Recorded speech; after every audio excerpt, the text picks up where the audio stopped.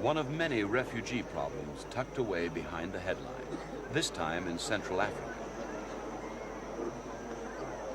Here on the border between Uganda and Rwanda, about 6,000 refugees wait patiently. What they're waiting for is the decision to allow them into Rwanda and settle in the refugee camps already established there.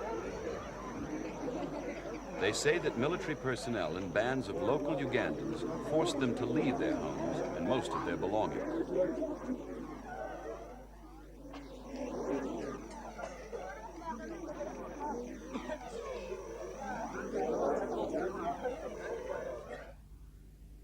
Some witnesses say that military indiscipline, looting, and murder are now commonplace in Uganda. This has been the case ever since the fall of Idi Amin's bloody regime and the return to power of Milton Obote. It's this situation that's now affecting neighboring Rwanda.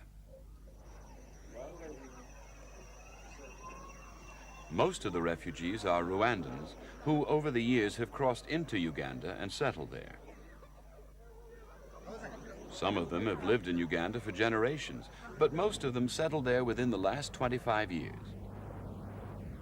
The earlier settlers were economic migrants, unable to make a living on Rwanda's overcrowded land or sustain themselves in their poverty-stricken homeland. As for those who came later, in 1959 and 1973, many were political refugees. And now they're on the move again.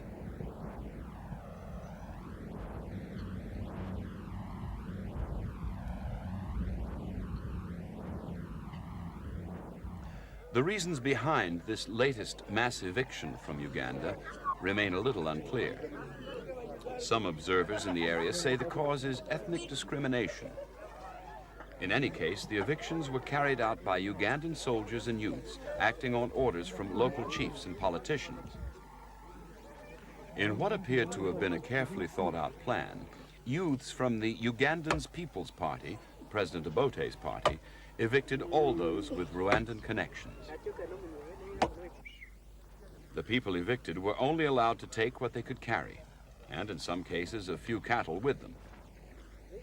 The refugees managed eventually to get about 40,000 head of cattle out, but today the cows are producing only half the amount of milk they used to.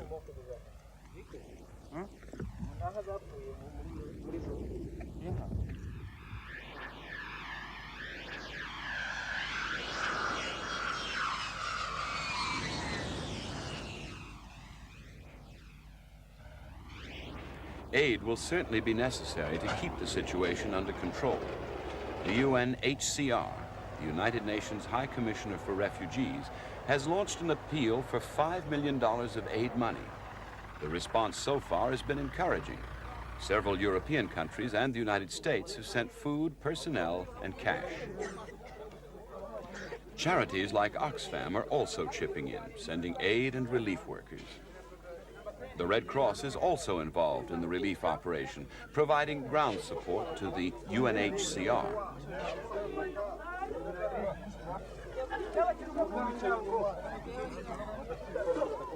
So far, the situation at the camps in Rwanda's Akagera National Park is under control. The food situation isn't desperate yet. Emergency supplies have been delivered and more are coming in. Sorghum, beans, powdered milk, and oil ensure an adequate level of nutrition. Less than 5% of children and a little under 10% of adults show any signs of malnutrition.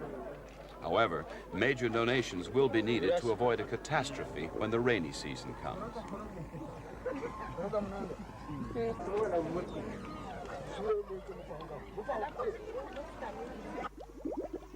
Water is another big problem.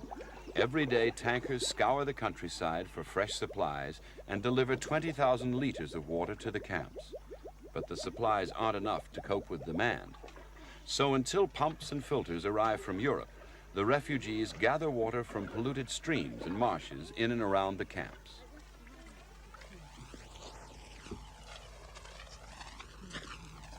Another source of worry for the refugees is shelter. Over 33,000 people are living in very crowded conditions in the camps. The refugees gather grass to erect huts and protect themselves from the cold nights and the rain, but also from lions, leopards, and buffaloes that roam the National Game Park. The area around the camps is already turning dirty brown as the refugees scavenge for wood to build huts and fires.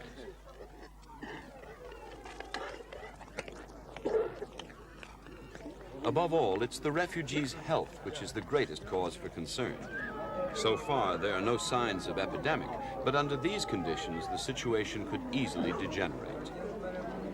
Medical care is provided by the French organization, Médecins Sans Frontières, and the Red Cross. Basic care and measles vaccination has been provided by relief workers and Rwandan Health Ministry medical assistants. After 3 checks, a few cases of kwashiorkor and marasmus have been reported. General health could deteriorate, though, if the refugees are forced to spend a wet, cold winter in the camps.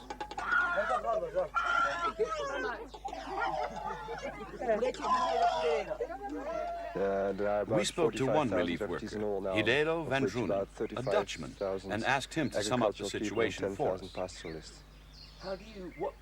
What kind of relief is being provided for the refugees? In the first place, food. There's an adequate supply of food coming through already. There are all sorts of domestic supplies. Medical assistance is provided. There's an expatriate medical team, and there are teams from Red Cross here. There are solutions being identified for a temporary supply of water, and a more permanent supply is being worked out. Transport needs are filled. I think most aspects are taken care of adequately at the moment. How do you see the situation developing for the refugees in the medium term? The situation is, as I say, is presently under control. We will have a care and maintenance program for 3 or 4 months, and what will happen afterwards is rather difficult to predict because it depends on political decisions as to what will be done with the refugees ultimately.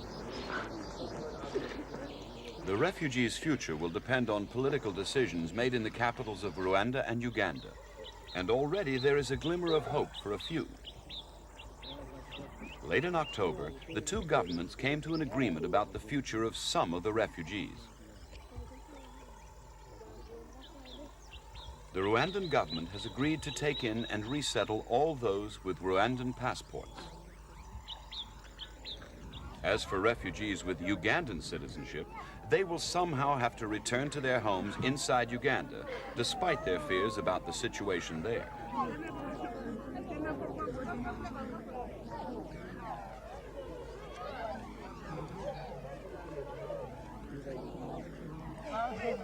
In the camps, there is the fear that a satisfactory and permanent solution will not be reached.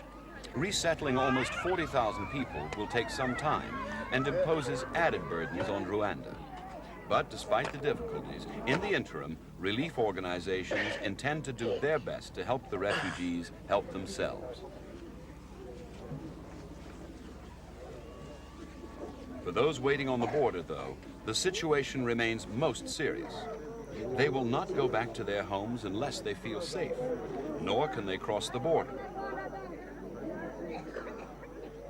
The international community will continue to look after their basic needs, and like the refugees themselves, hope for assurances from Kampala that these people will be able to safely resettle in their homes.